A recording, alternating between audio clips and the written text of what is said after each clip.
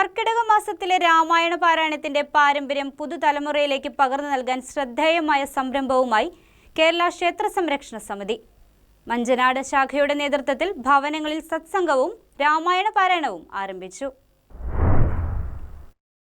ഒരു കാലത്ത് മിക്ക വീടുകളിലും കർക്കിടക മാസത്തിൽ പതിവായിരുന്ന രാമായണ പാരായണത്തിന്റെ പാരമ്പര്യം പുതുതലമുറയിലേക്ക് പുനരുജ്ജീവിപ്പിക്കുകയാണ് കേരള ക്ഷേത്ര സംരക്ഷണ സമിതി. ഗൃഹാതുരത്വത്തിന്റെ ഓർമ്മകൾ പുതുക്കിക്കൊണ്ട് വീടുകളിൽ സത്സംഗവും രാമായണ പാരായണവും സംഘടിപ്പിക്കുന്ന പരിപാടിക്ക് കേരള ക്ഷേത്ര സംരക്ഷണ സമിതി മഞ്ചനാട് ശാഖയുടെ നേതൃത്വത്തിൽ തുടക്കമായി. മംഗലത്തുനടയിൽ നടന്ന ഉദ്ഘാടന ചടങ്ങിൽ കേരള ക്ഷേത്ര സംരക്ഷണ സമിതി മൂവാറ്റുപുഴ ജില്ലാ മാതൃസമിതി അധ്യക്ഷ സാവിത്രി അന്തർജനം ശ്രീരാമ അഷ്ടോത്തരാർച്ചനയ്ക്ക് നേതൃത്വം നൽകി. തുടർന്ന് മൂവാറ്റുപുഴ താലൂക്ക് ട്രഷറർ സന്തോഷ് ഇ.എസ്. ശ്രീരാമ സന്ദേശം നൽകി.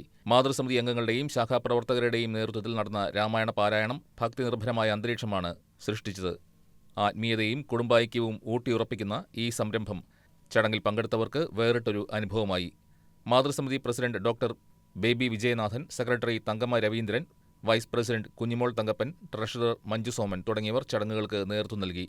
വരും ദിവസങ്ങളിലും വിവിധ ഭവനങ്ങളിൽ സത്സംഗവും രാമായണ പാരായണവും തുടരുമെന്ന് സമിതി ഭാരവാഹികൾ പറഞ്ഞു. News desk KCV news.